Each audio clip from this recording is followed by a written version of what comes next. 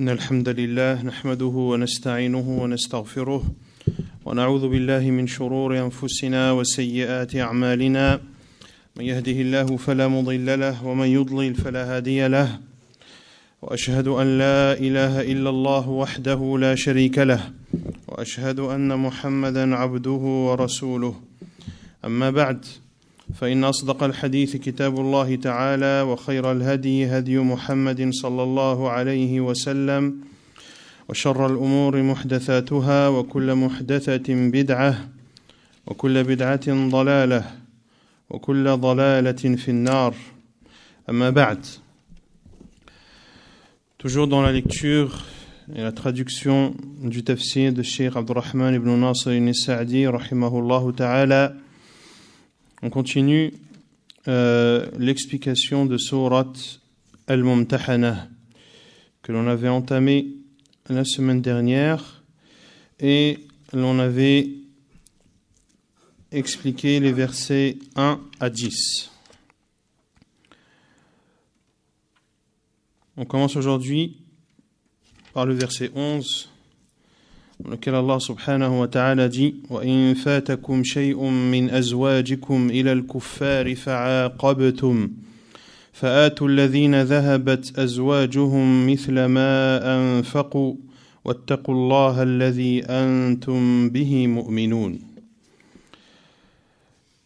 Le verset 11 de Sourate Al-Mumtahana dans lequel Allah subhanahu wa ta'ala dit selon le sens: et si certaines de vos épouses s'échappent vers les mécréants et que vous fassiez des représailles, restituez à ceux dont les épouses sont parties autant que ce qu'ils avaient dépensé. Craignez Allah en qui vous croyez. Pour mieux comprendre ce verset, il faut bien sûr avoir en tête le verset précédent. Le verset 11, le verset 10 Afwan, que l'on a expliqué la semaine dernière, où Allah Azza wa Jal dit: ô vous qui avez cru, quand les croyantes viennent à vous en émigrer, mettez-les à l'épreuve. Quand les croyantes viennent à vous émigrer, c'est-à-dire qui ont émigré de la Mecque vers Médine. Mettez-les à l'épreuve, c'est-à-dire assurez-vous qu'elles sont bien croyantes et qu'elles n'ont pas quitté la Mecque et pour se rendre à Médine dans le but de se marier avec un homme ou de rechercher tout autre bienfait mondain. Allahu a'lamu bi imanihin. Allah connaît mieux leur foi. Si vous constatez qu'elles sont croyantes, ne les renvoyez pas aux mécréants.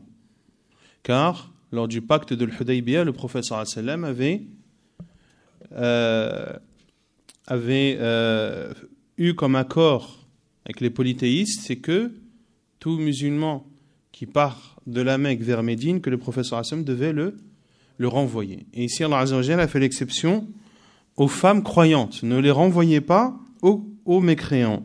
Elles ne sont pas licites en tant qu'épouses pour eux, c'est-à-dire pour les kuffars, et eux non plus ne sont pas licites en tant qu'époux pour elles. Donc les kuffars ne sont pas licites également pour les croyantes. Et rendez-leur ce qu'ils ont dépensé. C'est-à-dire, si des femmes qui ont embrassé l'islam quittent la Mecque pour se rendre à Médine, ne les renvoyez pas. Après, vous êtes assurés de leur foi, ne les rendez pas aux mécréants. Et Allah Azza wa Jal dit, et rendez-leur ce qu'ils ont dépensé. C'est-à-dire, rendez au mécréant qui était l'ancien mari de cette femme croyante, rendez-lui ce qu'il a dépensé comme dot. Et Allah Azza wa Jal dit selon le sens: il ne vous sera fait aucun grief, c'est-à-dire aucun reproche, en vous mariant avec elles quand vous leur aurez donné leur mahr, quand vous leur aurez donné leur dot. C'est-à-dire si une polythéiste de la Mecque se convertit à l'islam puis quitte la Mecque pour se rendre à Médine, Allah Azza wa Jal nous ordonne de payer à son ancien mari la dot, et Allah Azza wa Jal dit qu'il n'y a pas de mal à se marier avec cette femme à condition de lui donner sa dot. Et Cheikh Saadi a dit également et de subvenir à ses besoins.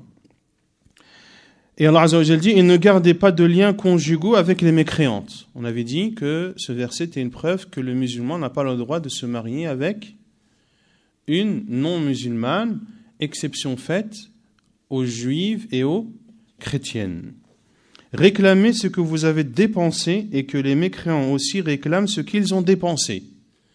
Réclamez ce que vous avez dépensé, c'est-à-dire si une femme musulmane apostasie et retourne à la Mecque. Dans ce cas, réclamez ce que vous avez dépensé comme dot. De la même façon que les mécréants, lorsqu'une femme se convertit à l'islam et quitte la Mecque pour se rendre à Médine, les musulmans doivent lui donner une compensation par rapport à la dot qu'il avait payée. Bien de la même façon, si une croyante apostasie et retourne à la Mecque, les mécréants devront eux aussi rembourser le mari de cette femme qui a apostasié en lui remboursant la dot qu'il a lui aussi payée. Tel est le jugement d'Allah par lequel il juge entre vous. Allah est omniscient et sage. Donc on s'est arrêté la semaine dernière à ce verset. Aujourd'hui, le verset 11, Allah Azza wa Jalla dit « Et si certaines de vos épouses s'échappent vers les mécréants » Donc ici, Allah Azza wa Jalla s'adresse aux musulmans. Si certaines de vos épouses s'échappent vers les mécréants et que vous fassiez des représailles. Et l'on verra l'explication de Cheikh Saadi que l'on va lire de suite. قال Cheikh Saadi rahimahullah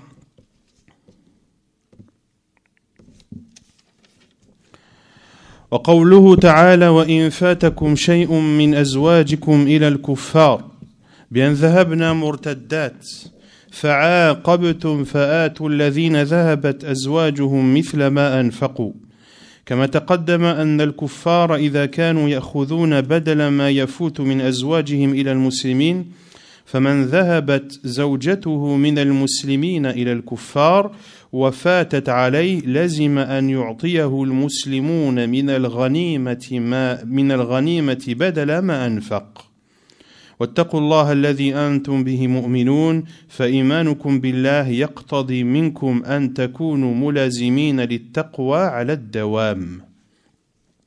Donc ici, soyez attentifs à cette parole de Cheikh Saadi rahimahullah. Il dit la parole d'Allah Azza wa Jal, et si certaines de vos épouses s'échappent vers les mécréants et que vous fassiez des représailles, restituez à ceux dont les épouses sont parties autant que ce qu'ils avaient dépensé. Il dit rahimahullah, comme cela a été cité précédemment, que les non-musulmans prenaient une compensation en leur remboursant ce qu'ils ont dépensé comme dot pour leurs épouses qui se sont enfuies vers les musulmans. Il dit rahimahullah, les femmes musulmanes qui s'enfuient vers les non-musulmans, c'est-à-dire en ayant apostasié, et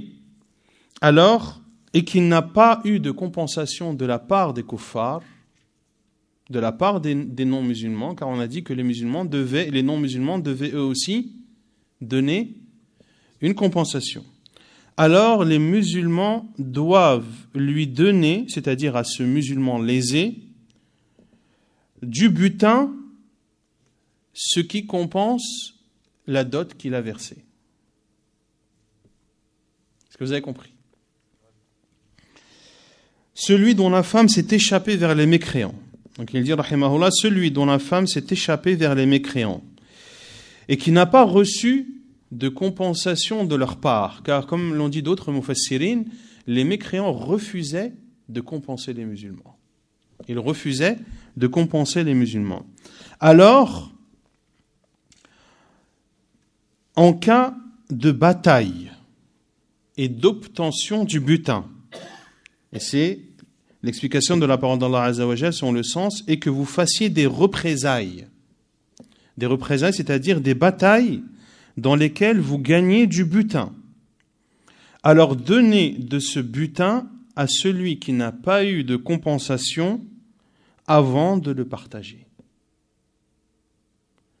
C'est-à-dire que les musulmans, s'ils combattent les non-musulmans et qu'ils gagnent et qu'ils obtiennent un butin, ils devront d'abord, avant de se partager ce butin, rembourser les musulmans dont les femmes se sont enfuies après avoir apostasié chez les mécréants et qui n'ont pas eu de compensation sur la dot qu'ils ont versée. Alors, remboursez d'abord ces musulmans à travers ce butin.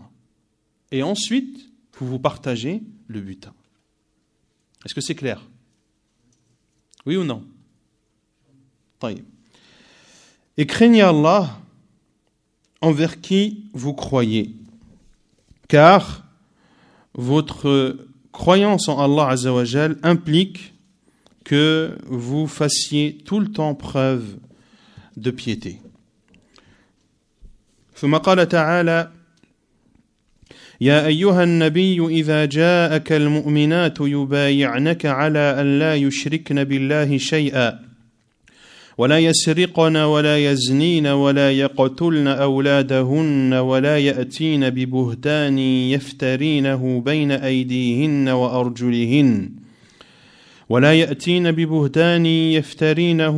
أيديهن وأرجلهن ولا يعصينك في معروف فبايعهن واستغفر لهن الله إن الله غفور رحيم. Il dit Azza wa Jal dans le 12e verset de Surat Al-Mumtahana selon le sens ô prophète, quand les croyantes viennent te prêter serment d'allégeance et jurent, c'est-à-dire ces croyantes, qu'elles n'associeront rien à Allah, qu'elles ne voleront pas, qu'elles ne se livreront pas à l'adultère, qu'elles ne tueront pas leurs propres enfants, qu'elles ne commettront aucune infamie ni avec leurs mains ni avec leurs pieds, et qu'elles ne désobéiront pas en ce qui est al-ma'rouf, le bien, alors reçois leur serment d'allégeance et implore d'Allah le pardon pour elles. Allah est certes pardonneur et très miséricordieux. الشيخ السعدي رحمه الله تعالى dit هذه الشروط المذكورة في هذه الآية تسمى مبايعة النساء اللاتي كن يبايعن على إقامة الواجبات المشتركة التي تجب على الذكور والنساء في جميع الأوقات وأما الرجال فيتفاوت ما يلزمهم بحسب أحوالهم ومراتبهم وما يتعين عليهم فكان النبي صلى الله عليه وسلم يتمثل ما أمره الله به فكان إذا جاءته النساء يبايعنه والتزمن بهذه الشروط بايعهن وجبر قلوبهن واستغفر لهن الله فيما يحصل منهن من التقصير وأدخلهن في جملة المؤمنين بأن لا يشركن بالله شيئا بأن يفردن الله وحده بالعبادة ولا يقتلن أولادهن كما يجري لنساء الجاهلية الجهلاء ولا يزنين كما كان ذلك موجودا كثيرا في البغايا وذوات الأخدان ولا يأتين ببهتان يفترينه بين أيديهن وأرجلهن والبهتان الافتراء على الغير أي لا يفترين بكل حالة سواء تعلقت بهن وأزواجهن أو سواء تعلق ذلك بغيرهم ولا يعصينك في معروف أي لا يعصينك في كل أمر تأمرهن به لأن أمرك لا يكون إلا بمعروف ومن ذلك طاعتهن لك في النهي عن النياحة وشق الثياب وخمش الوجوه والدعاء بدعوى الجاهلية فبايعهن إذا التزمن بجميع ما ذكر واستغفر لهن الله عن تقصيرهن وتطييبا لخواطرهن إن الله غفور رحيم أي كثير المغفرة للعاصين والإحسان إلى المذنبين التائبين رحيم وسعت رحمته كل شيء وعم إحسانه البرايا. Il dit rahimahullah que ces conditions qui ont été citées dans ce verset ont été appelées mubaya'atun nisa, c'est-à-dire le pacte d'allégeance des femmes qui faisaient au prophète sallallahu alayhi wa sallam le pacte d'allégeance de respecter toutes ces obligations qui sont obligatoires pour les hommes comme pour les femmes à tout moment.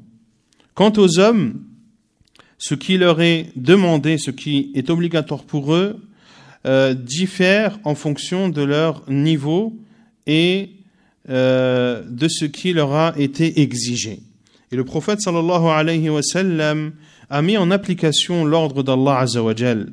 Lorsqu'une femme ou lorsque les femmes venaient lui prêter allégeance et qu'elles respectaient ces conditions, le prophète sallallahu alayhi wa sallam demandait à Allah le pardon pour elles de ce qui pourrait émaner d'eux comme manquement. Et Allah Azza wa Jal et le prophète sallallahu alayhi wa sallam les faisait entrer parmi les croyantes. Ces conditions sont Allah yushrikna billahi shay'a, de ne rien associer avec Allah en adorant Allah Azza wa Jal seul, wa la yaqtulna awladahun, de ne pas tuer leurs femmes comme cela était fait par les femmes avant l'arrivée de l'islam, wa la yaznin, et qu'elles ne commettent pas l'adultère. Naam? Naam. Naam. Et ne pas tuer leurs enfants, afwan. Wala yaqtulna awladahun, et qu'elles ne tuent pas leurs enfants, comme cela était le cas chez les femmes avant l'arrivée de l'islam.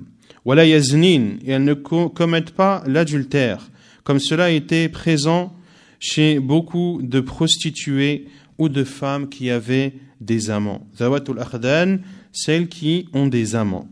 ولا يأتين ببهتان يفترينه بين أيديهن وأرجلهن, et qu'elles ne commettent aucune calomnie, ni avec leurs mains, ni avec leurs pieds.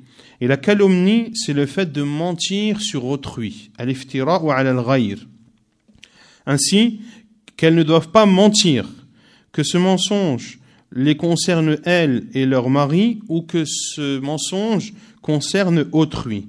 ولا يعصينك في معروف, et qu'elles ne te désobéissent pas dans le bien, c'est-à-dire qu'elles ne te désobéissent pas dans tous les ordres que tu leur adresses, car tu n'ordonnes que le bien. Et parmi leur obéissance à tes ordres, l'interdiction de se lamenter, de déchirer ses vêtements, de blesser son visage ou de faire des invocations parmi les invocations de la période anté-islamique. Car ceci était une chose qui caractérisait les femmes. Avant l'arrivée de l'islam, elles se lamentaient lorsque un décès survenait et concernait l'un de leurs proches. Concernant ce verset, وَلَا يَأْتِينَ بِبُهْتَانٍ يَفْتَرِينَهُ بَيْنَ أَيْدِيهِنَّ وَأَرْجُلِهِنَّ, qu'elles ne commettent aucune calomnie ni avec leurs mains ni avec leurs pieds. Ici, min bab al-fa'ida, certains mufassirin ont donné deux explications à ce verset. La première, ou deux autres explications autres que celles qu'a données Cheikh al-Sa'di rahimahullah ta'ala, même s'il y a une similitude. Certains mufassirin ont dit ici que les femmes, avant l'arrivée de l'islam, volaient des enfants, volaient des nouveau-nés, et disaient à leur mari: ceci est mon enfant que j'ai eu de toi. Et c'est cela la calomnie qu'elles ont fait avec leurs mains et leurs pieds. Et ici, les mufassirin ont dit, car la femme, lorsqu'elle donne ou lorsqu'elle met au monde un nouveau-né, eh bien ce nouveau-né sort entre ses mains et ses pieds. Et d'autres mufassirin ont dit,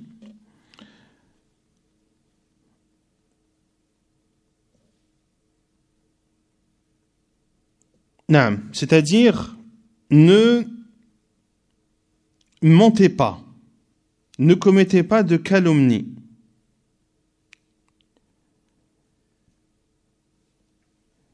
Car et ne faites pas de calomnie, et Allah Azza wa Jalla a cité les mains et les pieds, car pour vouloir dire la personne, c'est-à-dire ne faites pas de mensonges, ne proférez pas de calomnie. Et Allah Azza wa Jalla a cité les mains et les pieds, car la plupart des gestes et des actes que font les êtres humains, ils le font la plupart du temps avec leurs mains et leurs pieds. Pour cela que les Arabes disent « هَذَا جَزَاءُ مَا كَسَبَتْ يَدَكَ » Ceci est la rétribution de ce que tes mains ont fait. Mais cela peut concerner une chose qu'une personne aurait pu faire avec sa langue, par exemple, ou avec ses pieds, ou avec un autre membre de son corps. Donc le fait que les Arabes disent « Hada jaza'u ma kasabat yadak », c'est ce que tes mains ont fait, c'est une expression. D'accord ?